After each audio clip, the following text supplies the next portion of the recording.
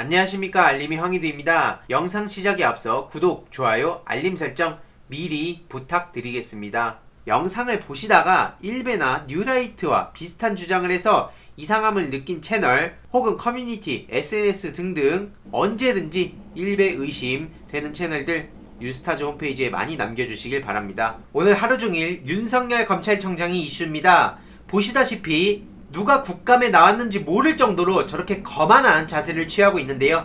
오죽하면 박범계 의원한테 제대로 혼쭐이 나기도 했죠. 그리고 중요한 것은 지금 중간 국감까지를 봤을 때 김남국 의원, 그리고 김용민 의원, 그리고 김종민 의원까지 이 3김 의원한테 제대로 연속으로 뼈를 맞은 것도 확인할 수 있었습니다. 국감 내내 한마디를 하면 10마디로 대답해버리면서 시간을 아예 잡아먹고 있는 윤석열 검찰청장. 지금 윤석열 검찰청장이 왜 욕을 먹고 있는지 심지어 하다 역대급 망언을 쏟아내기도 했는데요. 또 어떤 내용들이 있었는지 바쁘신 분들을 위해서 짤막하게 요약해봤는데요.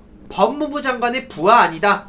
윤석열이 이런 말을 했습니다. 이 말로 진해영 검사까지 직접 나서서 조목조목 반박을 해주고 뼈를 아예 발라버리기도 했는데, 당연히 네티즌들 또한 검찰총장은 법무부 장관의 부하가 맞다. 아니, 법무부 장관 부하가 아니면 그럼 상관이냐? 법무부 장관이 직속 상관임이 틀림없지. 이런 반응들을 보이고 있죠. 실제로 법무부 산하의 검찰청인데 검찰부 산하의 법무청처럼 비춰지게 만드는 게 지금 대한민국의 검찰의 현실입니다. 심지어 윤석열 검찰청장이 중상모략이라는 표현은 본인이 쓸 수 있는 가장 점잖은 단어라면서 대놓고 불만을 표시하기도 했고요. 인사안을 이미 다 짜놓고 그런 식으로 인사하는 법이 없었다고 얘기하고 있는데, 여태까지 특수통으로 다 채워놓은 거 형사 공판부 검사들까지 균형을 맞춘 게 지금 추미애 법무부 장관의 인사 아닙니까?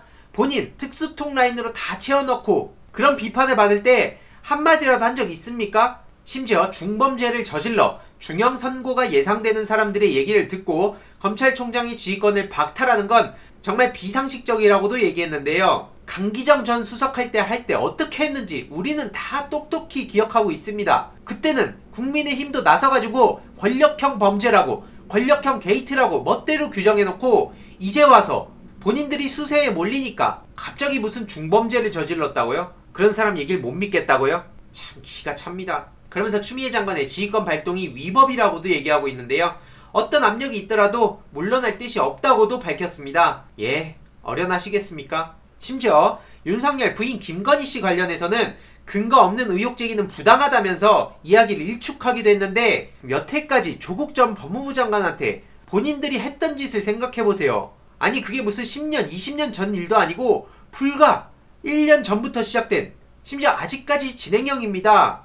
표창장 가지고 아직까지도 그렇게 언플해대고 있으면서 무슨 염치로 저런 얘기를 당당하게 하는지 도무지 얼굴색 하나 안 변하고 그런 얘기하는 걸 보면서 야, 진짜 경악을 금치 못했습니다. 저만 그런 걸까요? 심지어 다 뭐 저렇게 검찰총장을 통해서 하라는 건데 본인은 무슨 대한민국의 왕인 줄 아는 것 같아요. 검찰 왕국입니까? 그러면서 법리적으로 보면 검찰총장이 법무부 장관 부하가 아니라고 하는데, 장관은 기본적으로 정치인, 정무직 공무원이라 그러죠. 한마디로 그렇기 때문에 검찰의 정치적 중립을 타령하고 있는데, 검찰의 정치적 중립을 타령하기 전에 본인들이 여태까지 야당에 대한 사건을 어떻게 다뤄왔는지, 그리고 여당에, 그리고 민주개혁 진영의 사람들을 어떻게 쳐냈는지, 조국 전 법무부 장관한테 어떻게 했는지 그 자체가 정치적이라는 겁니다. 우리 국민들이 아직도 우습습니까? 그러면서 법무부와 검찰은 늘 협의해서 인사하고 업무 훈령도 같이 만들었고 대립해본 적이 한 번도 없다고 하는데, 여태까진 그랬겠죠. 그러니까 문재인 정부에서 이렇게 개혁적 성향의 조국 전 법무부 장관을 그렇게 쳐내고,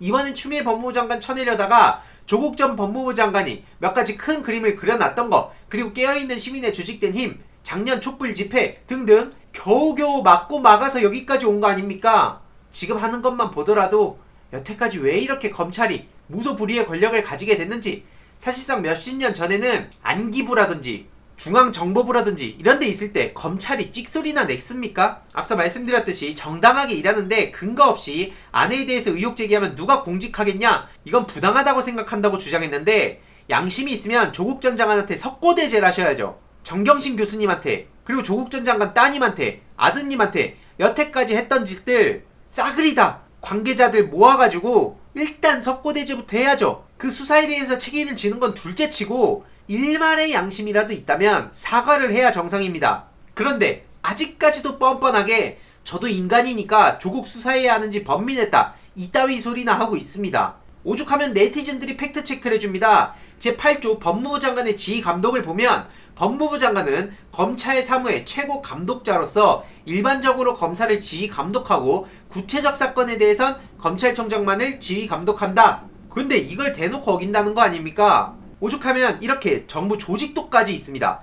대통령 아래, 국무총리 아래, 법무부 아래에 검찰청이 있는 거 아닙니까? 무슨 설명이 더 필요하죠? 예를 들어서 환경부 장관 아래 기상청장이 있는데 기상청장이 환경부 장관한테 들이받는 거 본 적 있습니까? 오죽하면 진해영 검사가 이렇게 뼈를 때리기도 했는데요. 요약을 해보면 우리나라는 전 세계에 유례 없이 몇 안 되는 훌륭한 헌법을 가지고 있고 국가의 기본 구조 그 다음에 바로 국민의 기본권이 나온다는 겁니다. 국민 개개인의 기본권이 가장 우선시되고 선출직 그리고 임명직 국가기관은 국민의 기본권을 보장해주기 위해 존재하는 기구라는 걸 헌법적으로 명시를 하고 있는 거죠. 국민이 모든 의사결정의 최종 주체고 최후 심판자라는 점을 명확히 하는 겁니다. 민주적 통제란 국민을 대리해서 일할 사람을 선거를 통해 선출하고 선출직 공무원을 통해 다른 공무원을 임명하고 그 임명직 공무원을 지휘 감독함으로써 처리한 업무 내용에 대해 국민의 심판을 받는 그런 시스템인 겁니다. 헌법의 위임에 따라 국회가 정부 조직법을 제정했고 정부 조직법에서는 법무부 장관이 검찰 사무의 최고 지휘, 감독권자임을 명시를 하고 있고 검찰청은 일개 하부 조직으로 규정을 하고 있습니다. 그러니까 당연히 검찰청 소속 공무원은 법무부 장관을 상급자로 해서 그 지휘와 감독에 응하여야 되는 건데 지금 윤석열 검찰총장은 나는 장관의 부하가 아니다, 이런 식으로 얘기를 하고 있는 거죠. 이런 상황에 장제원 씨는 또 윤석열 씨를 옹호하면서 추미애 법무부 장관을 또 비난하고 나섰는데요. 무슨 추미애 장관보다 수십 배 예의 바르게 답변하고 있다, 이런 식으로 비아냥대고 있죠. 야, 참 진짜 가지가지합니다. 장제원 의원은 본인 아들 관련해서 무슨 말이 더 필요합니까? 자식에게 문제 있는 공직자는 자격이 없다 그러더니 노엘씨 대놓고 음주운전 저지르고 아빠가 국회의원이라 그러고 바꿔치기 하려다 걸리고 그런데도 집행유예예요. 그래놓고 저렇게 사기꾼 새치어로 검찰 장악했다, 이따위 소리나 하고 있는 겁니다. 그래서 윤석열 검찰총장도 장제원 의원이랑 얘기할 때 아주 기가 살아가지고 검찰이 수사하다 사람을 패죽인 것과 경우가 다르다, 이런 얘기를 했다가 박범계 의원한테 혼쭐이 나기도 했죠. 이런 상황에 강기정 전 수석이 이런 뼈를 때리기도 했습니다. 정치가 검찰을 덮었다고요? 아니죠. 검찰이 정치하다 들킨 거겠지요. 이게 팩트 아닙니까?